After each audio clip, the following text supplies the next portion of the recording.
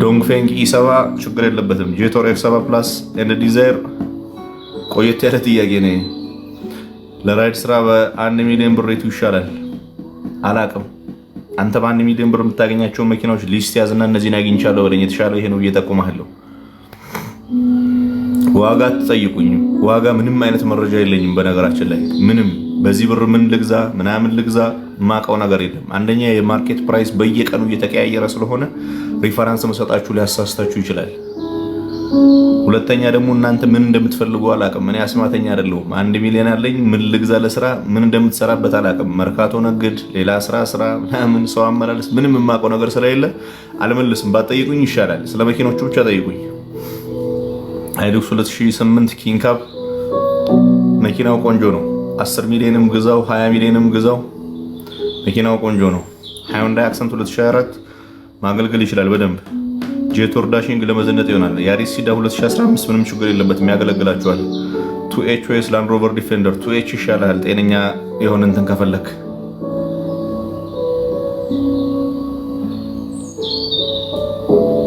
ዲ4ዲ ሻርክ እና ከአባዱላ ስራ የትኛው ይሻላል?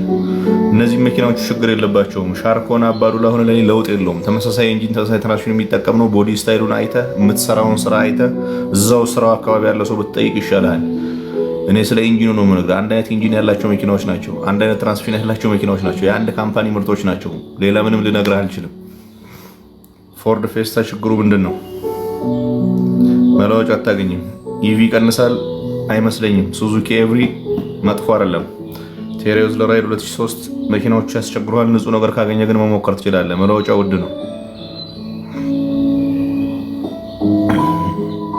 ኤክስአር አይሚ 1996 ዳዮ ሴሎ ከመለወጫ ውጪ ምን ችግር? መለወጫ ችግር ካለ ምን አይነት ችግር ትፈልጋለህ? ሌላ ደህና ነህ? ጤና እንግዲህ መለወጫ የማታገኝለት መኪና እኮ በቃ ፉል ኦፍ ችግር ማለት ነው። በአንድ እቃ ምክንያት መኪና ይቆማል። ሊዮፓርድ 8 ቆንጆ መኪና ነው። አቅሙ ካለህ ግዛ። ሃይሉክስ 2013 ኬዲ በኩለር ምንም ችግር የለበትም። ካሪና ኤሮር ሃችባክ ወያኔ ካሪና ፐርፌክት ነው። ምቾት ጉልበት ምናምን አለው። ዋኔክስ 1997 አያዋጣህም በ3 ሚሊዮን። ዋጋ የምትጠይቁኝ ሰዎች ብዙ ጊዜ ደላላዎች ናቸው ዋጋ የሚጠይቁት። መኪና ነጋዴዎች ናቸው ዋጋ የሚጠይቁት። እጃቸው ላይ ያለው መኪና ለመሸጥ ሲሉ ሊያሳስቷችሁ ነው። አትጠይቁኝ ዋጋ መጠየቅ ከፈለጋችሁ ስልክ ሰጣችኋለሁ። በስልክ ጠይቁኝ። በእርግጥ ነው የዋጋ ሪፈረንስ የለኝም ግን ለመሸጥ ነው።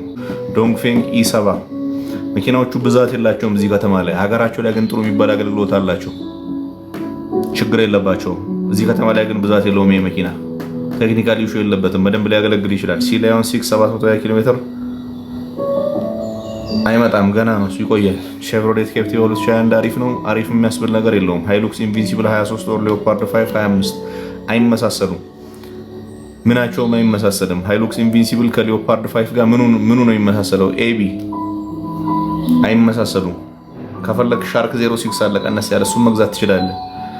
መኪና መግዣ ከየት ነው? ስራ ወጥረ ስራ ቀላል ነው፣ ይገዛል። ሃይንዳይ ቱክሰን 2020 በዱባዩ ቆንጆ ነው። ቶዮታ ረሽ ቬስ ቱክሰን 2021 እነዚህ መወዳደር አይችሉም። ሃይንዳይ ቱክሰን 2021 ላይ ዱዋል ክለች ትራንስሚሽን ችግር ስላለበት ነው እንጂ ሌላ ኢሹ የለበትም። መኪናው ከዚህ ከረሽ ጋር ሊወዳደር የሚችል አይደለም። ሁለት ረሽ የሚገዛውን ፕራይስ ነው ከፍላ አንድ ቱክሰን የምትገዛው። በዛ ኮምፔር መደረግ አይችሉም። ያሪስ 2080 ነው 2008 ነው። ፋይፌል 1998 ምንም ችግር የለበትም። ስዊፍት ቬስ አይቴን ለመጠቀም ከሆነ አይቴኑን ብታደርገው ምንም ችግር የለበትም። ሃይንዳይ ቱክሰን 2020 በዱባይ ቆንጆ ነው። ፎርድ ፌስታ ችግሩ ቬሎስተር 2012 ማገልገል ይችላል። መኪናዎቹ ግን አልፎ አልፎ ዱዋል ክለች ትራንስሚሽን ያላቸው ስላሉ ያስቸግረዋል። ዱዋል ክለች ከሆነ ትራንስሚሽናቸው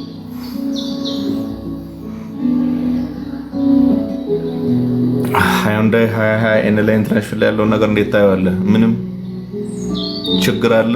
አንተ ክራውድ የሆነ መንገድ የምታዘወትር ከሆነ በደንብ ያስቸግርሃል። እንደዚህም ሊሆን እንደዛም ሊሆን የሚለወጥ ነገር አይደለም። ይሄ ዲዛይር ሃይብሪድ 26 መጥፎ አይደለም። ኬሪ K60 መጥፎ አይደለም። ይሄ መኪና ስታሬክስ 2010 ያስቸግራቸዋል። ኢቱ ጥሩ ናቸው። 2014 ሃይሉክስ ቆንጆ ነው። JDSC7 ምናምን አላቆም። ሱዙኪ ኢኮ 2004 ቆንጆ መኪና ነው። BYD ዴንዛ N9 ምርጥ መኪና ነው። ራፍ 2005 እና ኮሮላ 2008 አይመሳሰሉም። አሌክስ የተመቸውን መግዛት ይችላል። ሁለቱም ችግር የለባቸውም። ሱዙኪ ቪታራ 2020 ኦር ዲዛይር ቪታራ 2020 1cc 3 ሲሊንደር ቦስተር ጀት የሚባል ኢንጂን የገጠመው የዩሮፕ ስታንዳርድ ናቸው፣ ግን መለወጫ ትቸገራለህ። ዲፎርዲ ዶልፊን 14 ሰው ከቦሊንግ ያንጎ 15 ሰው የቱ ይሻላል ለህዝብ? ከተማ ታክሲ የምትሰራ ከሆነ ኤሌክትሪኮቹ ይሻላል። ረዘም ያለ ርቀት የምትንቀሳቀስ ከሆነ ግን ነዳጆቹ ፐርፌክት ናቸው። ቼሪ ኪው ብዙም ጥሩ የሚያስብል ነገር የለውም። የድሮዎቹ ሊፋን 5 ያስቸግራል በደንብ። ቻንጋን አልስቢን ነዳጅ ኮንሰምፕሽኑ ነው እንጂ ሌላ ችግር የለበትም። ታንጌል በዲኤምፒ ቆንጆ ነው። ሃይሉክስ 2007 ዲፎርዲ ጥሩ ናቸው።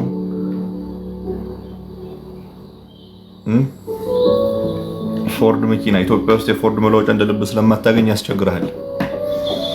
ዋንቼ 1991 የትኛውም ሞዴል ቢሆን ችግር የለበትም። መኪናው አይታ መግዛት ነው።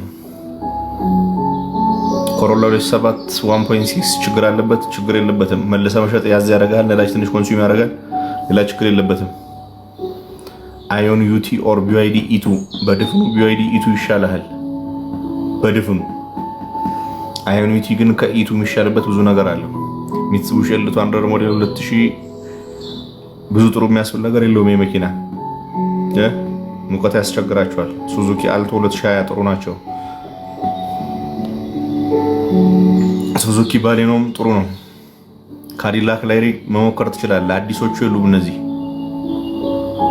ፋዌስቱን T77 ያስቸግራል። ኤስፕሬሶ ቬስ ስዊፍት አይመሳሰልም እኮ። ገንዘብ ካለ ስዊፍት ግዛ፣ ካሌለህ ደግሞ ዝም ብለህ ኤስፕሬሶን መንዳት ነው። ሌክሰስ GX 520 ምናምን መኪናው ችግር የለበትም። ሚትሱቢሺ ላንሰር 2003 ለራይድ መሞከር ትችላለህ። መለወጫ ትቸገራለህ። ታኮማ ፊውል ኮንሰምፕሽኑ ከፍ ያለ ነው። ሌላ ችግር የለበትም።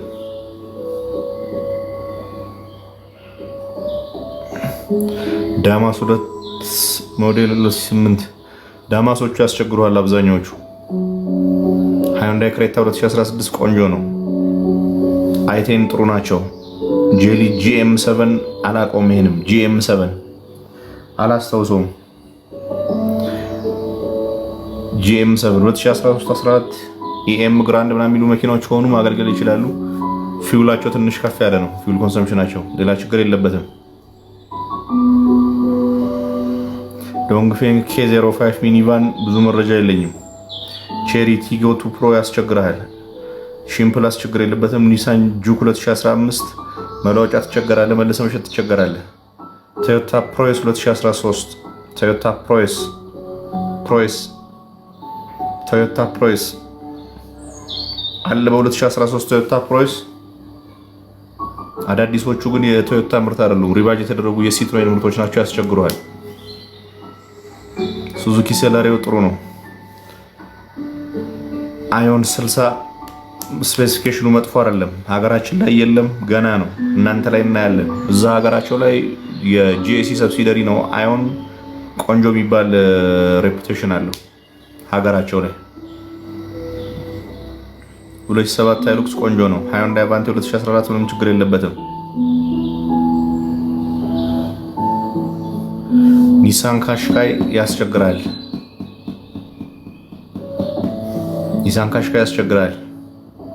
ሌኦፓርድ 7 ጥሩ ናቸው። ሪናውልት ሜጋኒ ማገልገል ይችላል። መለወጫ ትቸገራለህ በደንብ። ቶዮታ አጊያ መጥፎ አይደለም፣ ለመጠቀም ችግር የለበትም። መልሶ መሸጥና መለወጫ ላይ በደንብ ትቸገራለህ። እሱ ላይ ግሎሪ 2018 መጥፎ የሚባል አይደለም፣ አስፈትሸ መግዛት ትችላለህ። ኤስፕሬሶ ለራይድ በደንብ ይሆናል። ኪያ ፒካንቶ 2020 መጥፎ አይደለም፣ በደንብ ያገለግላል። አባዱላ 2007 አስፈትሻቸው ብዙ ጥሩ ናቸው። ኒሳን ኤክስቴሪየር 2008 መለዋወጫ ነው የምትቸገረው። እነዚህ መኪና ላይ ፊውል ኮንሰምፕሽን እና መለዋወጫ ትቸገራለህ። መኪናው ማገልገል ይችላል። ቶዮታ ሴቻ 2017 ቆንጆ ነው። ሱዙኪ ኬሪ ጥሩ ናቸው። ቻንጋን ኢስታር ቆየት ብሏል ምርት ካቆመ መኪና።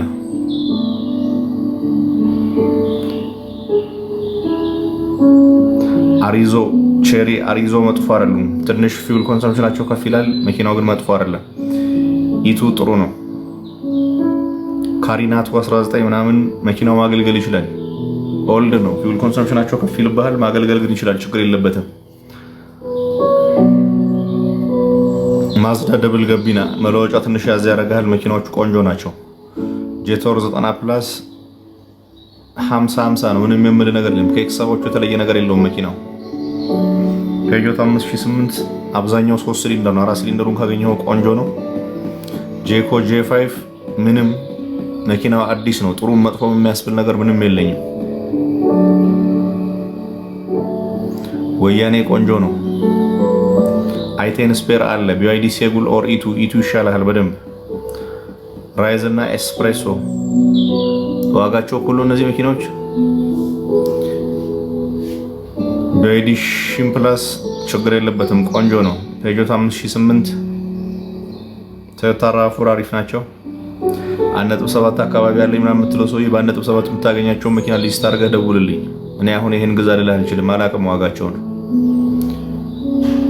ራፎር ቆንጆ መኪና ነው። ጄቶር L7 በስፔሲፊኬሽን ምንም ችግር የለበትም። ዶንግፌንግ የትኛው ነው? ካሽካይ 2018 ያስቸግራቸዋል። ክሬታ 2017 ምንም ችግር የለበትም፣ መኪናው ቆንጆ ነው። ግራንድ አይቴል ራይድ መሆን ይችላል። ሃዩንዳይ አዮን ምንም ችግር የለበትም። አነስ ያለ ኢንጂን ያላቸው መሆን ይችላሉ። ስሬል አሪፍ ነው።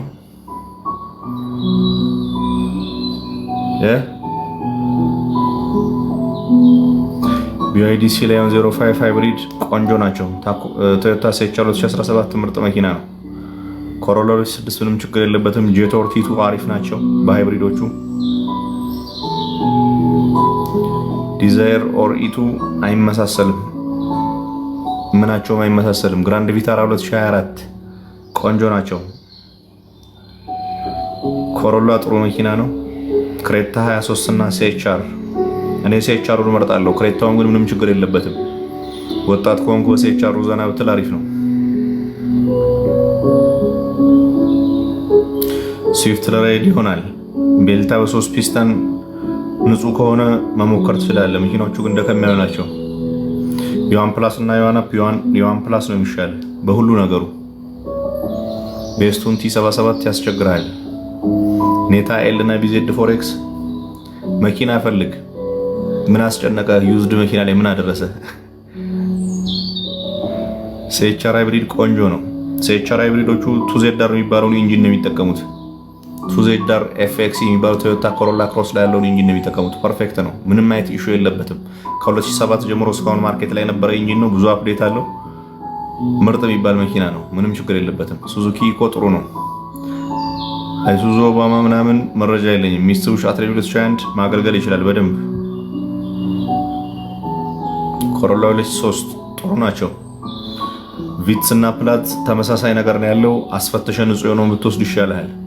መኪናው ግን አንድ አይነት ነው። ቪትስም ፕላትስም የምትለው መኪና ተመሳሳይ ነው። ሃዩንዳይ H1 2005 ትቸገራለህ በደንብ።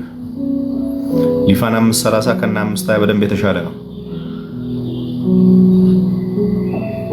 ኢቱ 26 ምርጥ ይቀጥላል። እኔ እንጃ።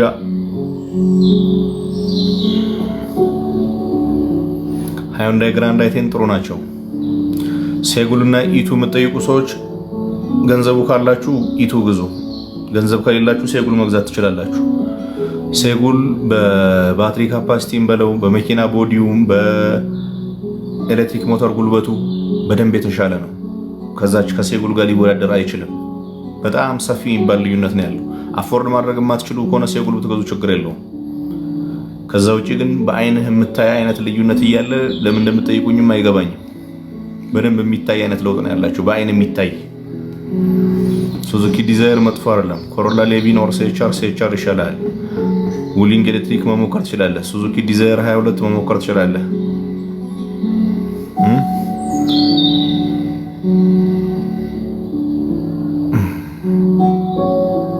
ሱዙኪ ዲዛይር ሃይብሪድ 3 ፒስተን ነው። አዎ ID6 ኦር ሶንግ ፕላስ። ከID6ም ከሶንግ ፕላስም ሲሊዮን 06 ይሻላል። አሁን ማርኬት ላይ ወጥተህ መግዛት ትችላለህ።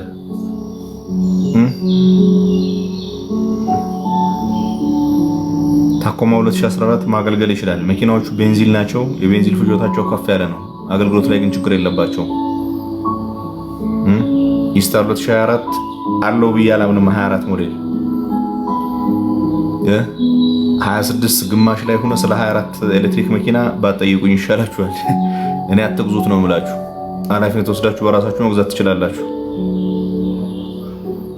ኮሮላ 2017 እና ኮሮላ 2007 የነዳጅ ፍጆታቸው ያን ያክል ልዩነት ምናምን። ደብዳቤውን በውስጡ ብትጽፍልኝ አይሻልም ብራዘር? ኮምፓክት ኢሮስ 4 ፒስተን ሬስ ስዊፍት አሮጌ መኪና አትግዙ። አሁን ኮምፓክት ኢሮፕ ምናምን የምትለው የ2006-7 ምናምን ሞዴል አይደለ? በቃ ተው፣ አዲስ መኪና ቀረብ ያሉትን ግዙ። አሮጌ መኪና ብዙ ነገር ያስቸግራቸዋል። ሴጉላ 26 መቼ ነው የሚመጣው? ገና ነው። 4300 በቀን ለራይድ ኢቱ ኪራይ ያዋጣል? አላክም ብራዘር። 10,000 የምትሰራበት ከሆነ ያዋጣ ይሆናል። ስራውን ማታክ ከሆነ ሲጀመር አትጠይቅም፣ መግባት የለብህም። ስራውን የምታክ ከሆነ ብቻ እንደዚህ አይነት ነገር ውስጥ መግባት ያለብህ።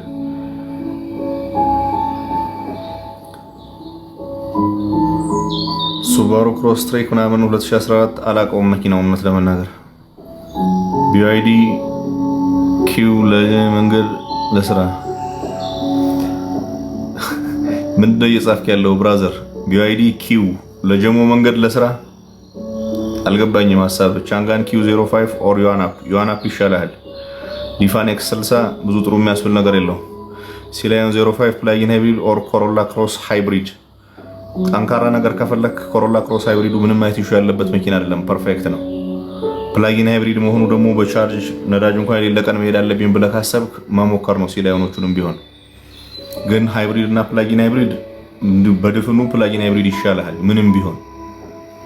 መኪናዎቹ ላይ ግን የቴክኒካል ስፔሲፊኬሽን ችግር ሁለቱም ጋር የለም። አሁን ክሮስ ይሻላል ሲላዮን ይሻላል ለማለት አንተ ነው የምትወስነው።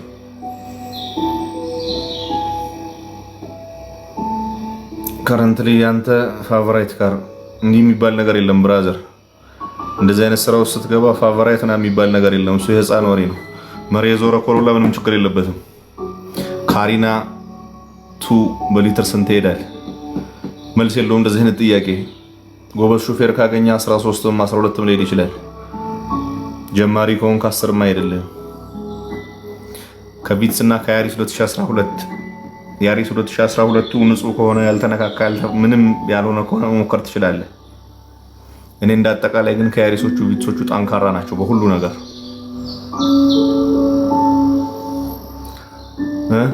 ኦልድ ቪታራ ለመግዛት መብት ነው። ነዳጅ ፍጆታውን ከቻልክ መብት ነው። ሊዮፓርድ 7 ኦር ሲላዮን።